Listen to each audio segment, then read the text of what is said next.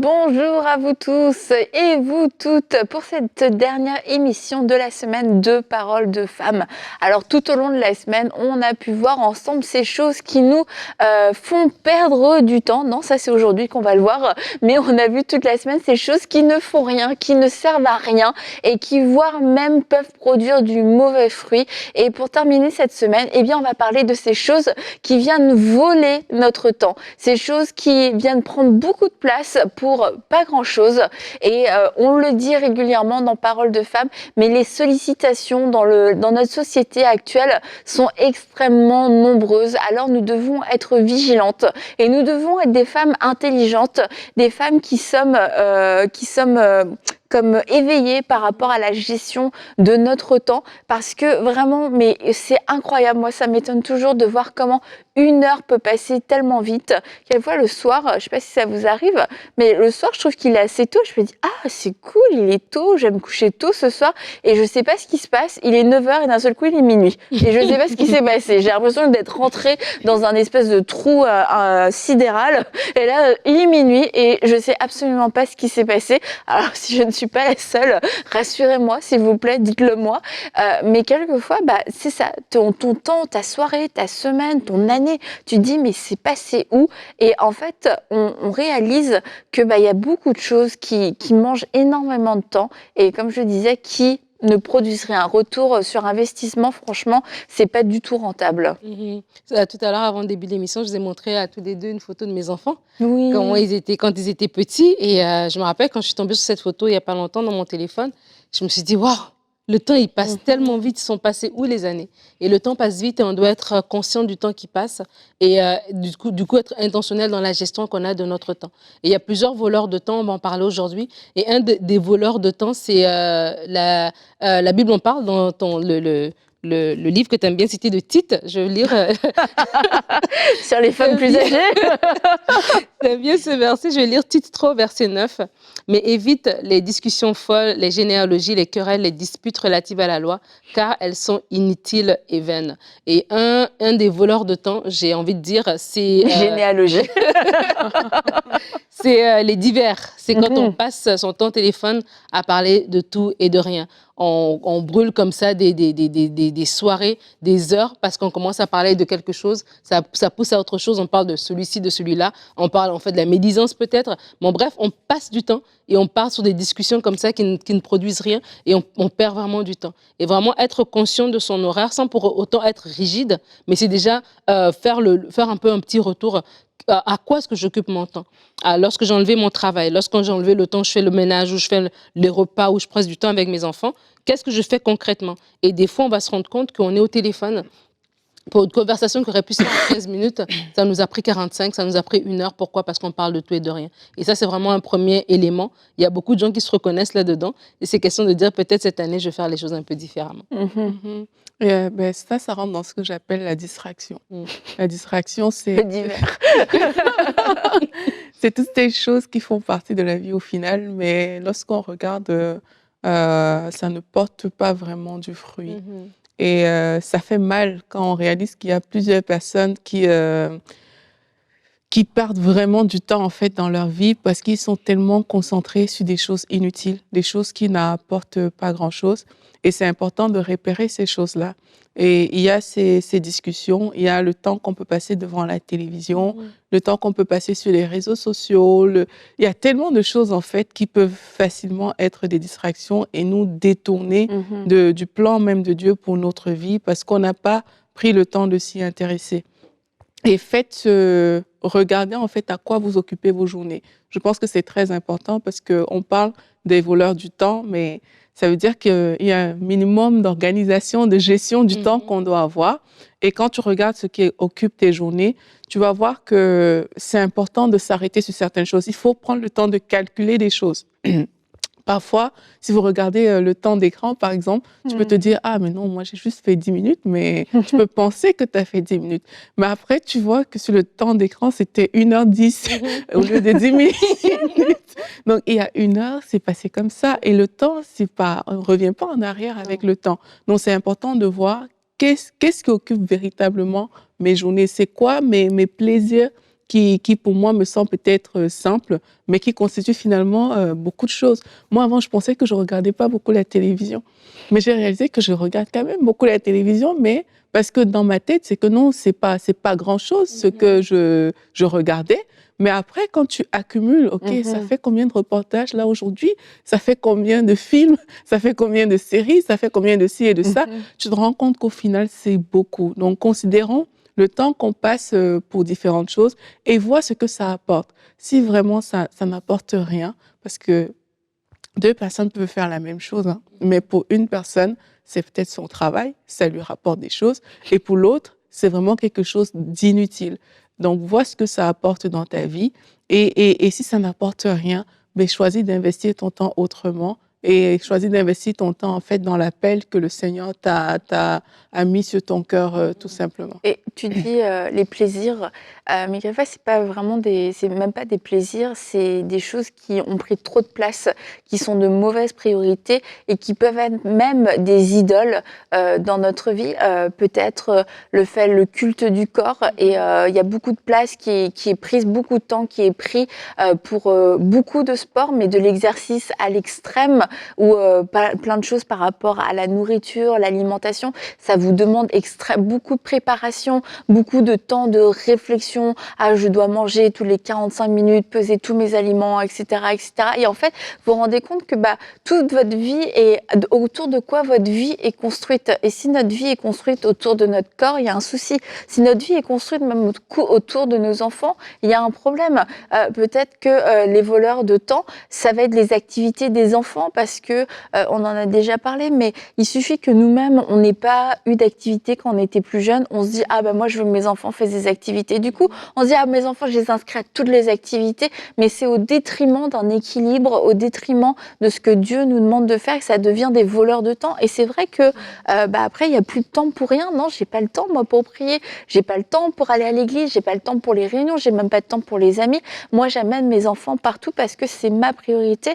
Mais lorsque ça devient, c'est une priorité qui n'est pas de Dieu, ou que c'est une idole, ou c'est quelque chose que nous-mêmes on a mis au centre par réaction, par peur, oui, par réaction parce que nous on l'a pas eu, ou parce que nous c'était notre rêve, eh bien c'est des voleurs de temps. On peut parler en effet du téléphone, des réseaux, de la télé, etc. Ça c'est certain, mais quelquefois il y a des choses quelquefois un peu plus pernicieuses qui peuvent nous voler du temps, et c'est des choses qui n'ont pas, qui prennent trop de temps. Peut-être que c'est bien que les enfants fassent une activité, mais qu'ils en fassent 3 à des niveaux extrêmement élevés, et que du coup vous êtes littéralement en train de courir entre toutes les activités. Vous avez 3 enfants, ils en font 3 chacun.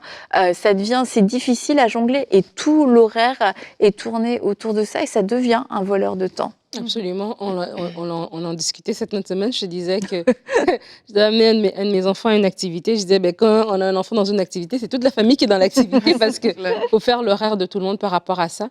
Mais comme tu parles, c'est que des fois, c'est des choses qui semblent bien, qui sont légitimes, comme tu dis, Aurélie, mais qui nous volent quand même du temps. Et il faut s'asseoir, chacun a son horaire, chacun a sa vie, chacun sait un petit peu ce qui est dans sa vie par rapport à si on a un travail, si on est marié, si on est étudiant. On doit aussi être responsable par rapport à notre temps lorsqu'on est étudiant, pour savoir que j'ai des examens de fin de session. C'est pas à jour J-5 que je commence à m'y mettre, c'est avant que je commence à faire ça. Et je me faisais la réflexion, il y a un verset que j'aime bien, que vous connaissez probablement, qui se trouve dans Psaume 90 au verset 12. Moïse va dire, enseigne-nous à bien compter nos jours, afin que nous appliquions notre cœur à la sagesse. Il y a un rapport là, et c'est vraiment important. La vie, elle passe tellement vite. La vie, elle passe comme ça. Le temps que tu te retournes, là, 5 années ont passé, 10 ans ont passé. Et la vie passe tellement vite que Dieu doit nous apprendre, chacun de nous. Vous, en tant qu'étudiant, ces années-là sont des belles années. C'est pas des années, votre vie ne va pas commencer quand vous serez dans votre poste. Votre vie, elle est là, aujourd'hui. Vous êtes célibataire, votre vie, elle est là aujourd'hui. Elle ne commencera pas quand vous serez marié avec des enfants. Vous avez des enfants en bas âge, mais votre vie, elle est là aujourd'hui. Elle ne va pas commencer quand les enfants seront à l'université. Donc, ça veut dire à chaque saison de votre vie, il y a une façon de pouvoir gérer les choses pour maximiser ce temps-là. Et c'est dans la prière, et c'est vraiment avec un cœur ouvert, Seigneur, enseigne-moi à valoriser. Lorsque je valorise mon temps, je ne me laisse pas voler par X et Y. Parce que lorsque je compte bien mes jours, c'est que je valorise ce temps-là, et du coup, mon cœur est porté vers ce qui est bon, en fait. Et c'est ça, ça va être par rapport aux activités des enfants, de dire, voilà, je suis un horaire qui qui est équilibré, mais ça peut être par rapport au réseau, comme tu disais, par rapport à la télé, par rapport aux séries, par rapport à plein de choses. Parce que des fois, il y a des choses qui viennent nous voler notre temps, qui ne viennent pas avec une grande pancarte « Je suis voleur de temps ». Mais c'est comme si on te dit « Assieds-toi 8 Non, ça heures ». vient plutôt avec « Je suis une bonne idée ». Mais si, c'est comme je veux dire, si on te dit « Assieds-toi 8 heures, regarde un film », tu ne vas pas le faire. Mais si tu tombes sur une série qui dure 55 minutes, mais il y a 12 épisodes dans ta série, c'est la même chose. Hein. Au final, tu vas passer les 8 heures, c'est même pire, tu vois. Mais c'est ça, ça veut dire qu'il y a des choses comme ça qui viennent emballer différemment, mais qui viennent nous voler. Donc vraiment, que le Seigneur puisse, répétez après moi, vous enseigner à bien compter vos jours. Ah, c'est sûr. Et une chose aussi que je pense qui fait en sorte que le temps est facilement volé, c'est qu'on a un goût prononcé pour l'improvisation. Ça veut dire qu'on n'est pas organisé. Non, c'est vrai. C'est joliment dit. L'improvisation. On n'est pas organisé. Et puis, tout ce qui vient, ben, on prend, on va un peu dans le sens des uns et des autres et tout. En fait, tu n'as pas de plan toi-même. Donc, du coup, c'est normal que tout ce qui vient, tu ramasses tout simplement et que ça te vole du temps. Donc, faisons attention à ça. Et quand tu n'es pas organisé, quand tu es toujours dans l'impro, il y a un problème. On ne dit pas de ne jamais le faire, mais si c'est ton style de vie, et je sais que je parle à beaucoup de personnes maintenant, si votre style de vie, ce n'est que de l'improvisation, il y a un problème quelque part. Il faut savoir s'arrêter pour dire, OK, voici ce que je vais faire aujourd'hui. Voici ce que je vais faire dans 2 ans, je me vois où? Dans 2 mois, je me vois où? Parce qu'il y a des gens aussi qui ont dit 2 ans, c'est du long terme. Comme on a expliqué cette semaine, ils sont dans le rêve. Mais même à plus court terme, dans 1 mois, dans 2 mois, où est-ce que tu te vois? Et commence à faire ces choses-là. Alors que tu es en train de faire ces choses-là, ça va laisser peu de place à l'improvisation, ça va laisser peu de place à ce que tout le monde vienne un peu déposer un peu de lui dans ta vie. Et du coup, même toi, tu ne vas pas te perdre, en fait. Donc, c'est important de se dire, je ne peux pas juste vivre de manière improvisée. Je ne peux pas me réveiller le matin et je ne sais pas ce que sera ma journée. Je vais juste vivre, OK, on verra ce que la journée va nous apporter de bon aujourd'hui. Ce n'est pas des langages des personnes qui tiennent au temps, en fait. Comme on a dit, le temps, il ne revient pas. Le temps, il passe et c'est important de bien le gérer. C'est une ressource que Dieu a mis à notre disposition. On doit pouvoir gérer notre temps de la bonne façon. Une autre chose aussi, c'est les gens ont peur tellement du regard des autres qu'ils ne s'autorisent pas à dire non et ils laissent que Enseigne-nous, Aurélie. les idées des autres viennent prendre la place dans leur agenda, la place dans leur temps. Et ça, c'est quelque chose aussi qui bouffe le temps de beaucoup de personnes. Et pour gérer son temps, mais il faut apprendre à dire non à certaines choses. On dit parfois qu'il faut apprendre à dire non au bien pour dire oui au mieux.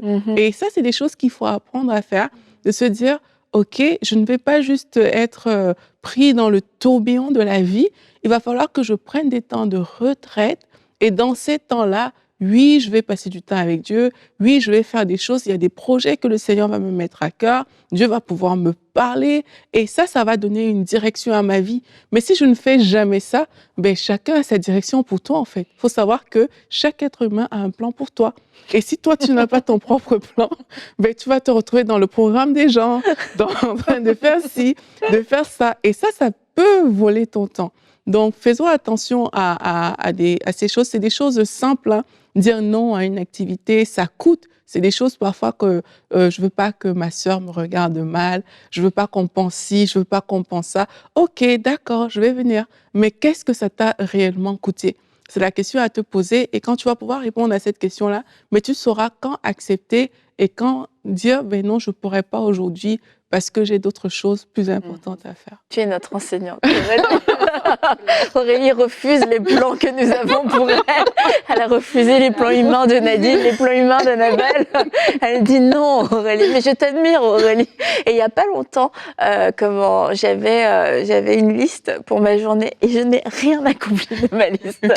Mais j'ai accompli des choses. Oui, j'ai dit oui à plein de choses.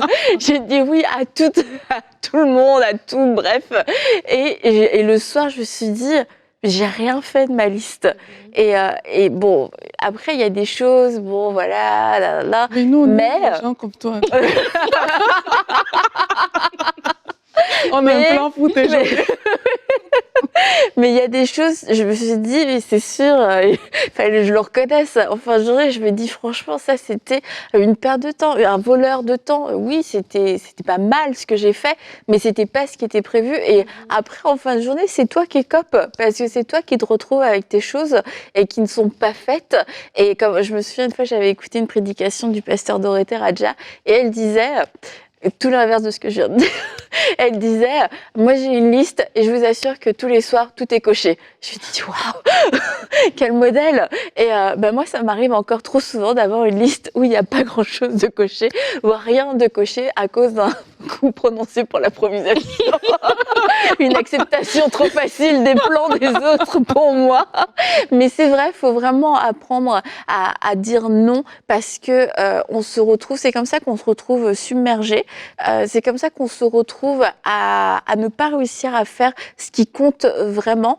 Et encore, on le dit, et c'est une réalité, c'est que le jour où on va se retrouver devant Dieu, on pourra pas dire, oui, mais bon, on m'avait demandé de rendre un service, on m'a demandé de rendre ceci, rendre cela. Et là, vous dites oui, mais tout à l'heure dans l'émission, vous avez dit, comment dans la semaine, vous avez dit, il faut rendre des services, etc., etc. C'est de trouver cet équilibre et de pas prendre après des voies extrêmes où ça devient des excuses. Il y a un moment donné où on ne peut pas... parce que, Nadine, dis ta phrase, ta citation que tu aimes beaucoup en ce moment. Ah oui, répondre à l'appel et non aux besoins. Voilà.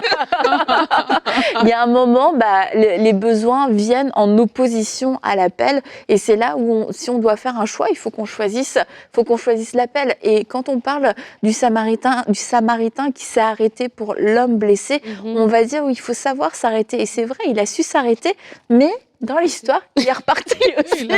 À un moment donné, il a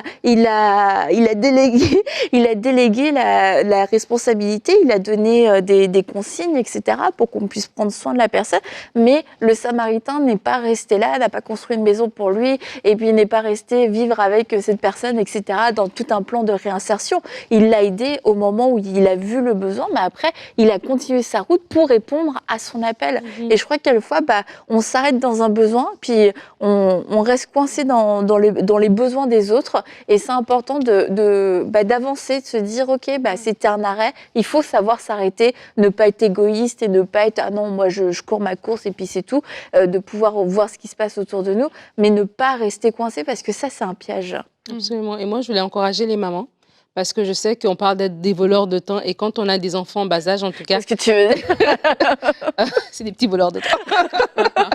Quand on a des enfants en bas âge, il faut s'organiser. Et si on n'est pas quelqu'un qui est naturellement à la facilité, à l'organisation, ça peut être un défi supplémentaire, mais il faut le faire. C'est tellement diplomate.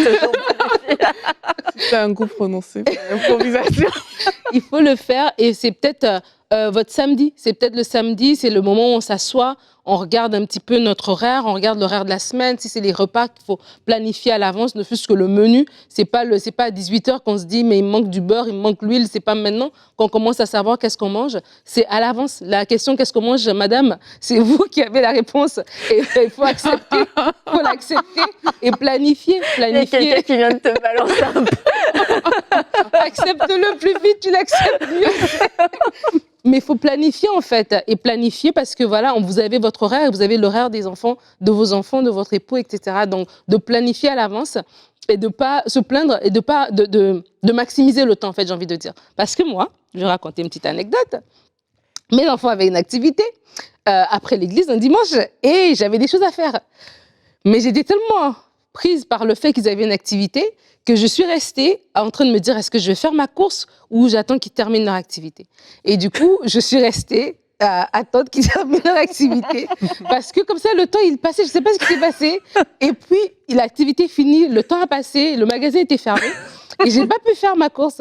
Et là, tu m'as dit, qu'est-ce que tu as fait? Et j'ai dit, j'ai rien fait, j'étais assise dans un coin. J'ai même pas amené mon ordi pour dire que je peux avancer dans mon travail. J'ai rien fait. J'étais assise dans un coin et 2h30 sont passées comme ça.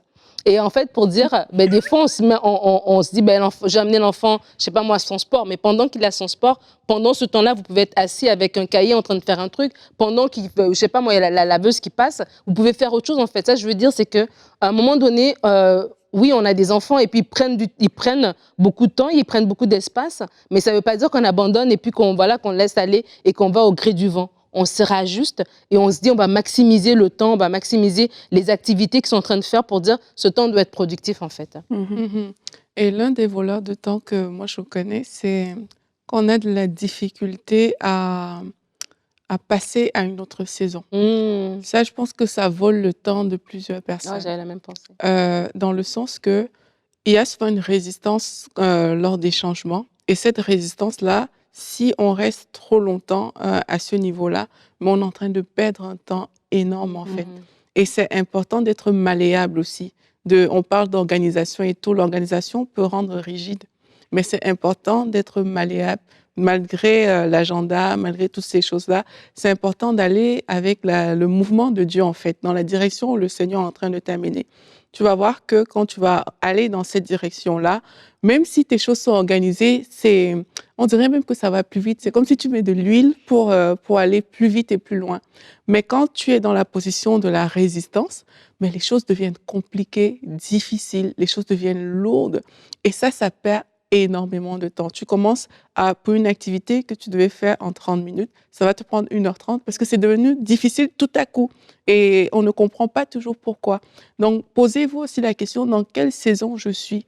Parce que quand on évolue dans la mauvaise saison, on peut perdre beaucoup de temps sans se rendre compte. On voit qu'il y a des obstacles, des difficultés et tout. C'est des choses qui viennent perdre du temps. Mais parfois, on ne sait pas exactement, en fait, parce que la vie, elle suit son cours. On fait des activités, on fait des choses. Donc, quelquefois, tu ne vas pas le réaliser, mais c'est important de se dire dans quelle saison je suis exactement. Parler de ça avec le Seigneur. Seigneur, dans quelle saison je suis? Est-ce qu'il y a des choses que je dois faire pendant cette saison? Et quand le Seigneur va vous donner la parole qui concerne cette saison, appliquez-vous dans cette parole. C'est elle qui doit être fixe dans votre agenda.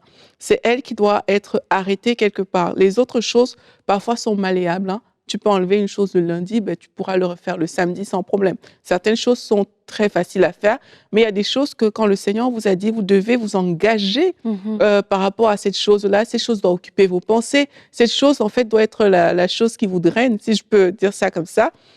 Et c'est comme ça que vous allez gagner en temps. C'est parce que la vie n'est pas une ligne toute fine, toute droite, où OK, aujourd'hui je vais faire ça.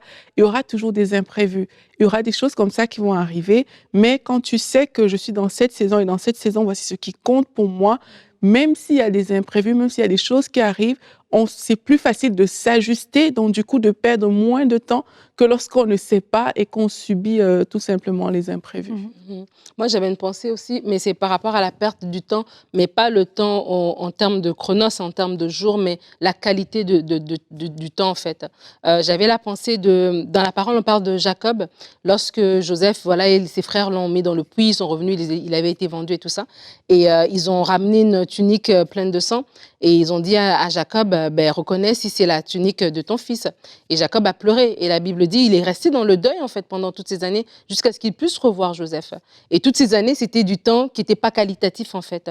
Et j'avais vraiment la pensée, on parle de voleurs de temps, il y a des personnes, c'est la qualité de leur temps, en fait, que à cause d'un événement qui a eu lieu, d'une déception, d'un traumatisme, peut-être d'un échec, vraiment un truc fort qu'ils ont vécu, a fait que le temps est là, mais le temps, il est plus qualitatif, en fait. Les années passent, les jours passent, et c'est comme si les journées passent, elles se répètent, en fait, et le temps, il n'est plus, vous n'avez plus le goût à la vie, vous n'avez plus le goût à ce temps-là. Et c'est comme si une semaine peut passer, ça vous fait absolument, c'est comme si ça fait rien, en fait, vous êtes comme devenu un peu, pas insensible, mais comme, il y a quelque chose, en fait, qui a été cassé, qui a été perdu, et vous prenez plus du goût au temps que vous avez, en fait, et les années sont juste en train de passer comme ça. Et vraiment aussi, ça, c'est important de dire, oui, on dit, apprends-nous à bien compter nos jours, etc. On valorise notre temps aussi, mais lorsqu'on a vécu des choses aussi un peu fortes comme ça, qui nous ont fait perdre le goût à la vie, et le temps passe et il fait juste passer, en fait. Le temps fait juste passer entre nos doigts. C'est juste des années de plus